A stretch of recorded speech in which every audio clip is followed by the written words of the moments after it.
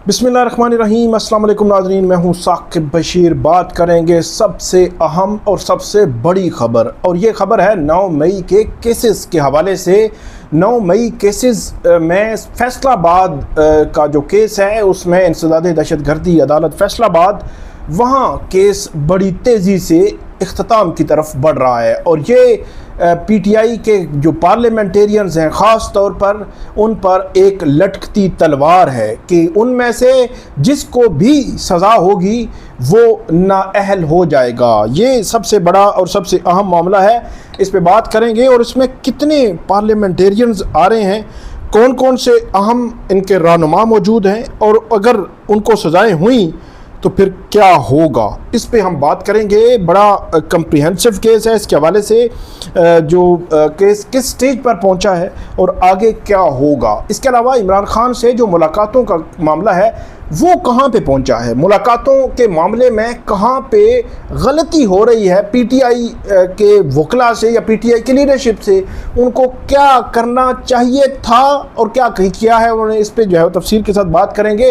कल एक दफ़ा फिर, कल जुमरात का दिन है, दोबारा से ये बताया गया है कि अली अमीन गंडापुर समेत दीगर लोग जो है वो पीटीआई के वो इमरान खान से मुलाकात की कोशिश करेंगे, मुलाकात के लिए अडयाला जेल जाएंगे। पहले ही एक मसला, एक इशू बना हुआ है कि इमरान खान की मुलाकात के बग़ैर जो बजट है वो पास नहीं होना चाहिए था, लेकिन हुआ। तो उस इशू को भी देखेंगे कि मुलाकातों का मामला कहाँ तक जाता है। फिर वज़ीर कानून आज़म नज़ीर तारड़ ने भी एक बात की है और उसका ताल्लुक़ भी इमरान खान साहब से है। फिर जो वज़ीर जो वो वफाकी वज़ीर हैं राना सनाउल्ला, उन्होंने भी बात की है, उन्होंने भी इमरान खान साहब के हवाले से बात की है। तो वो क्या है वो भी आपके सामने रखते हैं। हमारा यूट्यूब चैनल सब्सक्राइब कर लें, बेल आइकन का बटन प्रेस कर लें, ताकि जब भी हम कोई वीडियो अपलोड करें तो फ़ौरन उसका लिंक आपको मिल जाया करे। 9 मई 2023 को बड़ा वाक़या हुआ। 9 मई 2023 के बाद पीटीआई के लीडरशिप कारकुनान बड़ी तादाद में उनको गिरफ़्तार किया गया, उनमें बहुत सारे रिहा भी हुए, ज़मानत पर रिहा हुए। मिलिट्री कोर्ट्स में लोग 104 चले गए। मिलिट्री कोर्ट्स वाला मामला अलग जो है वो एक हैसियत है उसकी, सुप्रीम कोर्ट मामला पहुंचा। तो ये एक भौचाल है जो 9 मई 2023 से लेकर 9 मई 2024, 25 और अब जून जो है वो 2025 भी आ चुका है। लेकिन ये भौचाल 2 साल 1 माह बाद भी ये भौचाल मौजूद है, आज भी भौचाल है। उसकी भौचाल की वजह आपके सामने रखते हैं कि जो सुप्रीम कोर्ट ऑफ पाकिस्तान ने 17 अप्रैल को जस्टिस शाहजहां अफरीदी जो है उनकी जानिब से एक ऑर्डर किया गया था कि जो इंसदाद दहशतगर्दी की अदालतें हैं 4 माह में अपने अपने ट्रायल्स मुकम्मल करें, ट्रायल्स कंक्लूड करें। और यह कहा गया था कि फेयर ट्रायल के तमाम तकाजे पूरे किए जाएं। तो इस तनाजुर में ख़बर ये आ रही है कि फैसलाबाद का जो केस है उस केस को एटीसी बहुत तेज़ी से आगे चला रही है।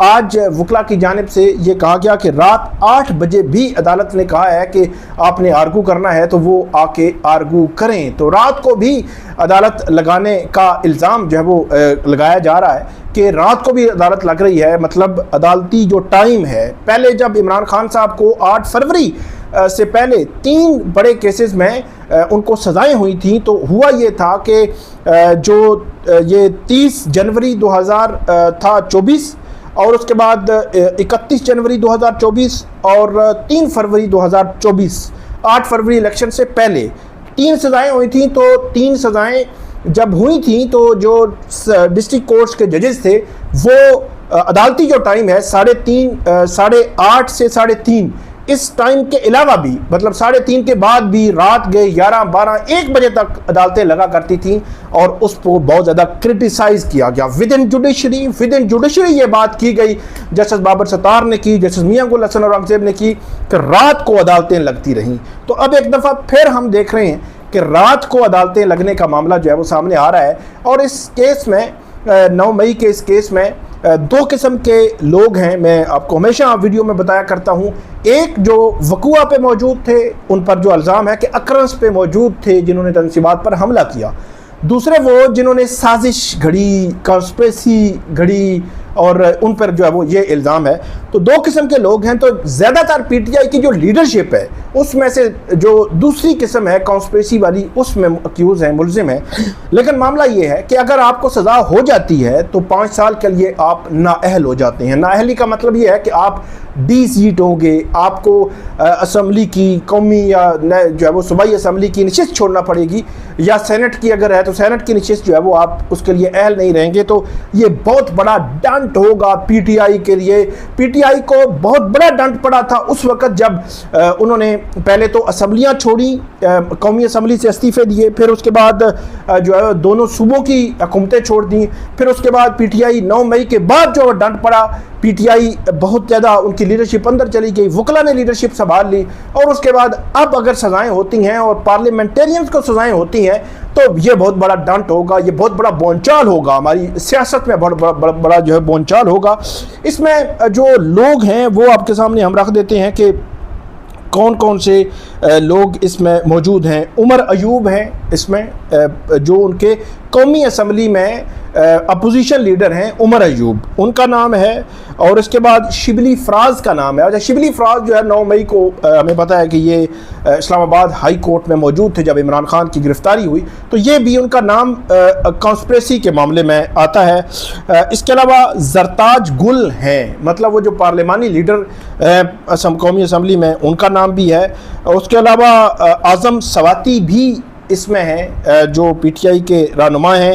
شیخ راشد شفیق ہیں, مخدوم زین حسین قریشی ہیں.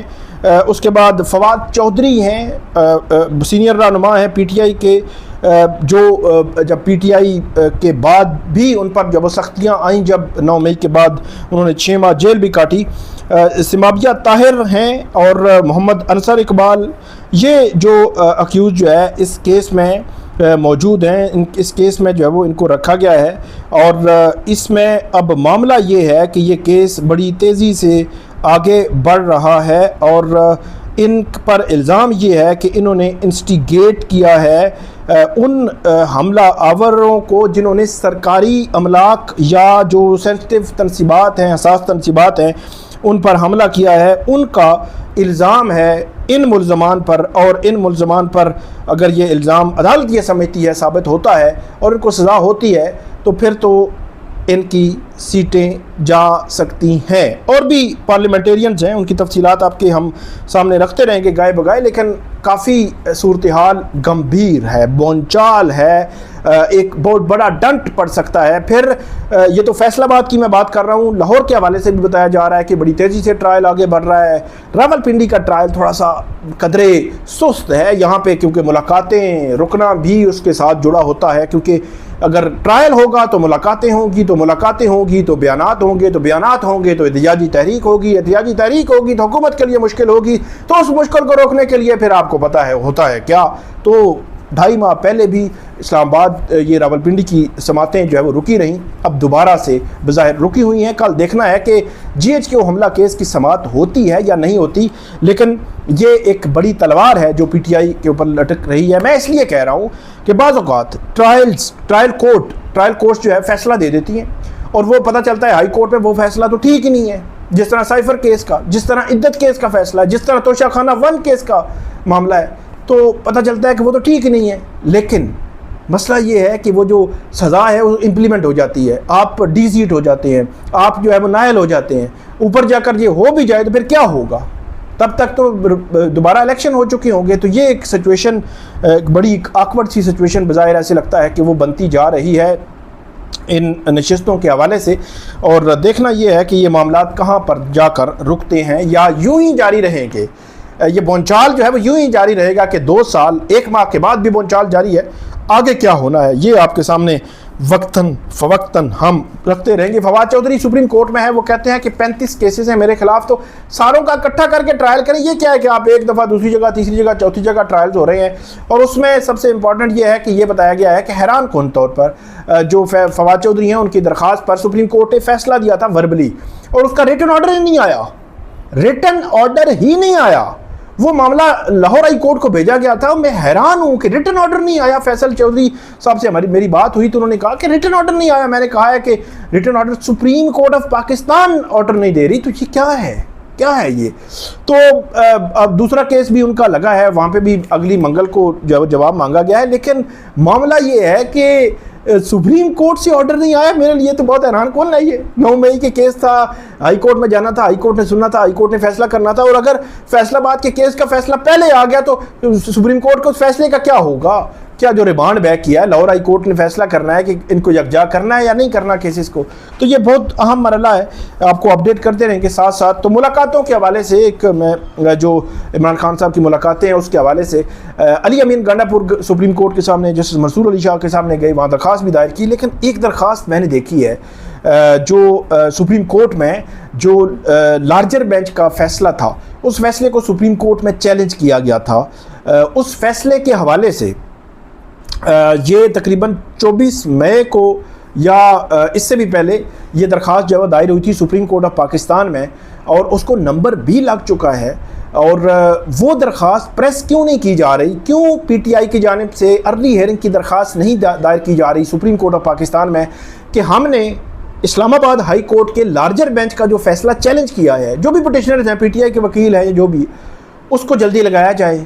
تو اگر جو سپریم کورٹ ہے اس کے لیے آج سے تقریباً 1 ماہ پہلے جو درخواست دائر ہوئی ہے وہ لگانا آسان ہے، چاہے جائے کہ آج کی جو ہے وہ کل لگا دیں، تو اس لیے پچھلی درخواست کو وہ پریس کرنا چاہیے، ایک کہ وہ لگائیں، جلدی لگائیں، ارلی ہیئرنگ اس میں درخواست دائر کرنی چاہیے۔ پھر جو علی امین گنڈا پور ہیں وہ اگر آج جسٹس منصور علی شاہ کی عدالت میں جانے کی بجائے وہاں جانے کا کوئی فائدہ نہیں تھا، صرف خبر بن گئی، وہ آنا چاہیے تھا قائم مقام چیف جسٹس سرفراز ڈوگر کی عدالت میں، ان کی عدالت میں آ کر بیٹھ جاتے، کہتے جی لگائیں جی کیس، میرا کیوں نہیں لگ رہا کیس، تو وہاں پہ آ کر بات کرتے، پٹیشن فائل کرتے، کہتے جی ہم نے ملنا ہے، لیڈر ہے ہمارا، سارا کچھ ہوتا۔ جو ایک وزیر اعلیٰ ہے ایک صوبے کا، اس کی بڑی جو ورتھ ہے وہ اگر کھڑا ہوگا اس کا اثر ہوگا، تو ان کو یہاں پہ آنا چاہیے تھا، یہاں بات کرتے، یہاں پہ کیس لڑتے اور یہاں پہ سارا کچھ کرتے۔ اگر سپریم کورٹ جانا ہے تو پچھلے والی جو پٹیشن ہے اس کو پریس کریں، اس کو ارلی ہیئرنگ دائر کریں، کہیں کہ لگائیں، 1 ماہ ہو گیا کیوں نہیں لگا، تو وہ معاملہ جو ہے۔ پھر کل ملاقاتیں ہیں، مجھے لگتا نہیں ہے بظاہر کہ ملاقاتیں ہوں گی، کیونکہ ملاقات روکی گئی ہے، اور اے ٹی سی جو جی ایچ کیو حملہ کیس کی سماعت کا بھی بتایا جا رہا ہے کہ کل ہے اڈیالہ جیل میں، لیکن کل ہوگی یا نہیں ہوگی یہ ابھی سوال باقی ہے۔ پھر ملاقاتیں ہوں گی یا نہیں ہوں گی یہ ابھی سوال باقی ہے۔ بظاہر نہیں لگتا کہ ملاقاتیں کروائی جائیں، دیکھتے ہیں کہ ہو سکتا ہے کہ کہیں نہ کہیں کوئی نرم گوشہ موجود ہو کہ وہ ملاقات کروا دی جائے، تو آپ کو مزید اس والے سے بھی اپڈیٹ کریں گے۔ آگے بڑھتے ہیں۔ اعظم نذیر تارڑ صاحب کہتے ہیں جی آپ ہر جگہ پہ لے آتے ہیں جی رہائی جو ہے وہ اپنے جو لیڈر کی، تو انہوں نے کہا جی ہم کمیٹی میں کیا کریں، کمیٹی میں ہم یہ تو نہیں کر سکتے کہ میاں بیوی کو کیسے جو ہے ان کی ملاقات ہونی چاہیے یا یہ وہ، ہم یہ تو نہیں کر سکتے۔ تو یہ اعظم نذیر تارڑ صاحب نے بات کی ہے، حالانکہ پی ٹی آئی جو ہے وہ کمیٹیز میں ہو، اسمبلی میں ہو، مختلف جگہوں پہ اپنے لیڈر کی کے حوالے سے معاملہ جو ہے اٹھاتے رہتے ہیں۔ پھر رانا ثناءاللہ جو ہے وہ یہ کہتے ہیں کہ عمران خان کو بات چیت کرنی ہوگی سیاسی قیادت سے، اور سیاسی قیادت ہی معاملات کو آگے لے کر چل سکتی ہے۔ تو یہ جو ہے وہ حکومت وقت کی جانب سے پہلے بھی آتا رہا ہے، لیکن عمران خان یہ کہتے ہیں کہ جن کے پاس پاور ہے، جن کے پاس اختیار ہے، جن کے پاس طاقت ہے، ہم ان سے بات کریں گے۔ اب دونوں فریقین جو ہے ان کا ایک اپنا سٹانس ہے، وہ آپ کے سامنے میں نے رکھا ہے کہ کیا ہوگا، کیا اس کا امپیکٹ کہیں پہ نظر آتا ہے ہمیں، کیونکہ کل 190 ملین پاؤنڈ کیس کی سماعت بھی ہے، وہ دیکھنا ہے کہ وہ سماعت کیا رخ اختیار کرے گی۔ نیب کیا کہتا ہے، نیب پچھلی ویڈیو میں ہم بڑی تفصیل کے ساتھ بیان کر چکے ہیں، کل آپ کو مزید اپڈیٹ کریں گے۔ ہمیں فیڈ بیک دیجیے گا، کامنٹ کیجیے گا، بہت شکریہ۔